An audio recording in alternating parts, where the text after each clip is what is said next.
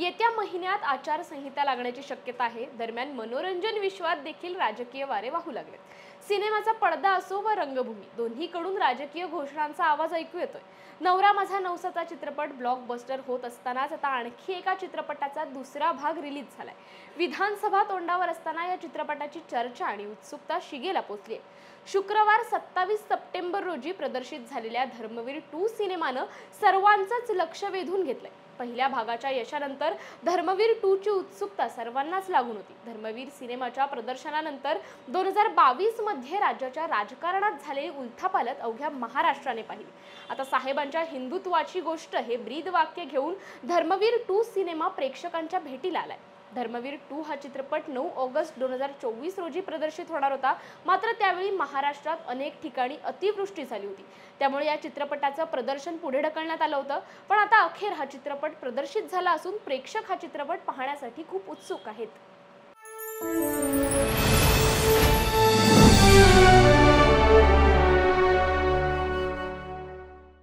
नमस्कार, मी मानसी। न्यूज अनकटच्या कलारंजन या कार्यक्रमात तुम्हा सगळ्यांचं स्वागत करते।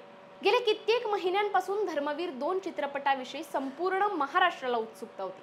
धर्मवीर 1 च्या यशानंतर आणि त्यानंतर घडलेल्या महाराष्ट्रातील एकंदरीत राजकीय घटनांनंतर धर्मवीर 2 मध्ये नक्की काय असणार, धर्मवीर 2 नक्की काय संदेश आपल्याला देणार हे जाणून घ्यायची संपूर्ण महाराष्ट्राला इच्छा होती। अखेर धर्मवीर 2 रिलीज झाला आणि जे अपेक्षित होतं तेच या चित्रपटातून पाहायला मिळतंय। आनंद दिघेंनी करून ठेवलेलं काम फार मोठं आहे। त्यांनी विविध माणसांना केलेली मदत सर्वश्रुत आहे। अशातच धर्मवीर चित्रपट आला आणि आनंद दिघे संपूर्ण महाराष्ट्रात पोहोचले। धर्मवीर 2 मधून देखील तेच दाखवण्याचा प्रयत्न दिग्दर्शक प्रवीण तरडे यांनी केलाय। मात्र या प्रयत्नात आनंद दिघे यांच्यापेक्षा एकनाथ शिंदेंच्या बंडाविषयी जास्त माहिती आपल्यासमोर येते हेच पाहायला मिळतंय। मात्र ते कसं येतं हे पाहण्याची उत्सुकता आहे ना, ती वेगळीच आहे। कारण ब्लॉकबस्टर हिंदी चित्रपटांना लाजवणारा भव्य दिव्य असा मराठी चित्रपट आपल्या सगळ्यांच्या भेटीला आलाय। मंगेश देसाई, साहिल मोशन आर्ट्स आणि झी स्टुडिओज निर्मित प्रवीण तरडे दिग्दर्शित धर्मवीर मुक्काम पोस्ट ठाणे हा चित्रपट 2022 मध्ये रिलीज झाला। यामध्ये श्रुती मराठे, गश्मीर महाजनी, विजय निकम, विघ्नेश जोशी, अभिजित खांडकेकर, मोहन जोशी, जयवंत वाडकर, राज ठाकरे यांच्या भूमिकेत अनुज प्रभू, नारायण राणे यांच्या भूमिकेत योगेश कुलकर्णी, एकनाथ शिंदे यांच्या भूमिकेत क्षितिज दाते आणि मुख्य भूमिकेत अर्थात आनंद दिघेंच्या भूमिकेत प्रसाद ओक या सगळ्यांनीच प्रत्येकाची भूमिका 100% पार पाडली। सगळ्यांनीच प्रत्येक भूमिकेची छाप प्रेक्षकांच्या मनावर सोडली। आता धर्मवीर 2 मध्ये कोणाचा अभिनय प्रेक्षकांच्या मनावर भुरळ घालतो हे बघणं महत्त्वाचं ठरणार आहे। प्रसाद ओक किती तगडा नट आहे आपण सगळेच जाणतो। मात्र एखादी व्यक्तिरेखा जिवंत करणं, आनंद दिघे वेळोवेळी मोठ्या पडद्यावर दिसणं, प्रसाद ओकला विसरून जाऊन आपल्या समोर आनंद दिघेच उभे आहेत याचा भास वेळोवेळी होणं, याचा अनुभव जर तुम्हाला घ्यायचा असेल आणि खऱ्या अर्थाने एखाद्या अभिनेत्याने एखादी भूमिका कशी वठवावी हे जाणून घ्यायचं असेल तर धर्मवीर 2 पाहायलाच हवा। धर्मवीर 1 मध्ये क्षितिज दाते यांनी साकारलेली एकनाथ शिंदे यांची भूमिका सगळ्यांनाच आवडली होती, तर धर्मवीर 2 मध्ये क्षितिज दातेंनी एकनाथ शिंदे अक्षरशः जगले। एकनाथ शिंदे यांचं बोलणं, एकनाथ शिंदे यांचे हातवारे, प्रत्येक गोष्ट योग्य त्या पद्धतीने निरीक्षण करून क्षितिज दातेंनी तुफान असा अभिनय केलाय। धर्मवीर 2 या चित्रपटाचं शीर्षक बघता हा चित्रपट आनंद दिघे यांच्या आयुष्यावर आधारित असावा अशी अपेक्षा करूनच लोक बघायला जातात। मात्र चित्रपटामध्ये आनंद दिघे कमी तर एकनाथ शिंदे जास्त दिसतायत। क्षितिज दाते यांनी एकनाथ शिंदे यांची भूमिका साकारत असतानाच आणखी एक ट्विस्ट चित्रपटामध्ये पाहायला मिळतो, तो म्हणजे महाराष्ट्राचे विद्यमान मुख्यमंत्री एकनाथ शिंदे यांनी या सिनेमात स्वतःचीच व्यक्तिरेखा साकारली, ज्यामुळे सिनेसृष्टीसह राजकीय वर्तुळातही सर्वांच्या भुवया उंचावल्यात। सिनेमाच्या उत्तरार्धात काही मिनिटांनी दस्तूर खुद्द खरेखुरे मुख्यमंत्री स्वतःच्या व्यक्तिरेखेत पडद्यावर दिसतात। त्यांच्या दमदार डायलॉगने सिनेमागृहात टाळ्या शिट्ट्यांचा सडा पडल्याशिवाय राहणार नाहीये हे नक्की। मुख्यमंत्री एकनाथ शिंदे यांनी स्वतःचे पात्र सिनेमाच्या पडद्यावर साकारून सिनेसृष्टीत मध्ये एक नवा पायंडा पाडलाय। सामान्यतः सिनेमांमध्ये राजकारण्यांची भूमिका कलाकार साकारतात, पण यावेळी खरे मुख्यमंत्रीच पडद्यावर आलेत। त्यांच्या या धाडसी पावलामुळे आगामी विधानसभा निवडणुकीच्या प्रचाराला नवा रंग चढणार आहे। मात्र विधानसभेच्या तोंडावर मुख्यमंत्री एकनाथ शिंदे यांनी चित्रपटांमध्ये काम केल्याने राजकारणातल्या चर्चांना उधाण आलंय। अनेक नेत्यांनी यावर टीका केलेली पाहायला मिळते। यामध्येच मतांसाठी प्रवीण तरडेंची थुकरट युक्ती केली, कलेश ही बेईमानी हीच का म्हणत सुषमा अंधारे यांनी संतप्त टीका माध्यमांसमोर व्यक्त केली आहे। धर्मवीर 2 चित्रपटात शिवसेनेत झालेल्या बंडाच्या कारणावरून शिवसेना उद्धव बाळासाहेब ठाकरे पक्षाच्या नेत्या सुषमा अंधारे यांनी दिग्दर्शक प्रवीण तरडे यांना चांगलंच सुनावलंय।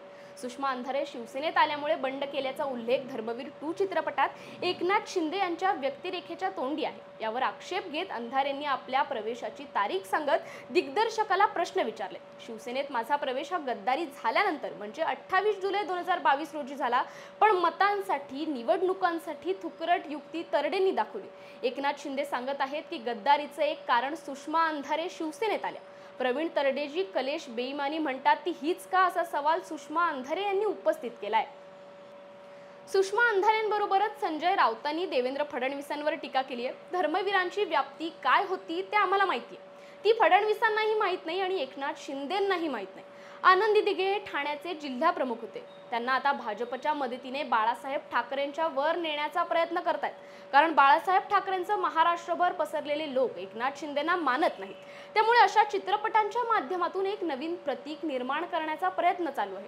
एकनाथ शिंदेंपेक्षा राजन विचारेंसारखे अनेक लोक आनंद दिघेंच्या फार जवळ होते, त्यामुळे धर्मवीरांवर काल्पनिक कथा रचून पडद्यावर चित्रपट आणण्यापेक्षा धर्मवीरांप्रमाणे तुम्ही शिवसेनेप्रती निष्ठा बाळगली असती तर तुम्हाला असे चित्रपट काढून स्वतःचा डंका पिटायची वेळ आली नसती, असं संजय राऊत म्हणाले। देवेंद्र फडणवीसांना काय धर्मवीर माहिती, त्यांनी औरंगजेबावर चित्रपट काढला पाहिजे। नवीन औरंगजेब अफजल खान दिल्ली आणि गुजरातमधून महाराष्ट्र लुटायला येत आहेत, त्यांच्यावर फडणवीसांनी चित्रपट काढला तर त्यांची चर्चा होईल, अशा शब्दात संजय राऊतांनी देवेंद्र फडणवीसांना लक्ष्य केलंय। शिवसेना ठाणे जिल्हा प्रमुख दिवंगत आनंद दिघे यांच्या आयुष्यावर आधारित धर्मवीर चित्रपटानं राजकीय वर्तुळात नव्या चर्चेला तोंड फोडल्यानंतर आता धर्मवीर 2 या चित्रपट प्रेक्षकांच्या भेटीला आलाय। 26 सप्टेंबरला संध्याकाळी चित्रपटाच्या ग्रँड प्रीमियर सोहळ्याला उपमुख्यमंत्री देवेंद्र फडणवीस, भाजपाचे महाराष्ट्र प्रदेशाध्यक्ष चंद्रशेखर बावनकुळे यांच्यासह राजकीय क्षेत्रातील अनेक मान्यवर उपस्थित होते। यावेळी उपमुख्यमंत्री देवेंद्र फडणवीस यांनी प्रसार माध्यमांशी संवाद साधला। यामध्ये फडणवीसांनी चित्रपटाबद्दल वाटणाऱ्या गोष्टी माध्यमांसमोर व्यक्त केल्या। देवेंद्र फडणवीसांनी यावेळी चित्रपटातून मुख्यमंत्री एकनाथ शिंदेंचं लोकांना फारसं माहीत नसलेलं आयुष्यही समोर आल्याचं म्हटलंय। आज धर्मवीर 2चं स्क्रीनिंग सुरू झालंय। स्वर्गीय आनंद दिघे यांच्या प्रेरक जीवनावर आधारित धर्मवीर 1 हा चित्रपट आपण पाहिला।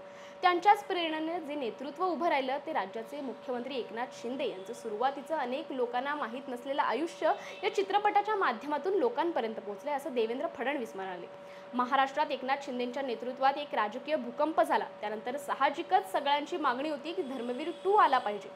धर्मवीर 1 लोकांनी डोक्यावर घेतला, लोकांना तो अतिशय आवडला। एखाद्या चित्रपटातले चित्रनायक काल्पनिक असू शकतात, पण आपण ज्यांना पाहिलंय, ज्यांच्याबद्दल वाचलंय, ऐकलंय असे चित्रनायक जेव्हा पडद्यावर पाहायला मिळतात तेव्हा लोक आपापल्या पद्धतीने त्यांच्याशी जोडले जातात, असंही देवेंद्र फडणवीस म्हणाले। हा चित्रपट फक्त मनोरंजनासाठी नसून एक संघर्ष गाथा सामान्य माणसापर्यंत जात आहे, यातूनच लोकांना प्रेरणा मिळेल असा मला विश्वास आहे। मलाही चित्रपटाबाबत उत्कंठ आहे, काही गोष्टी मी पाहिल्या आहेत, काही पाहायच्या आहेत, असं ते म्हणाले।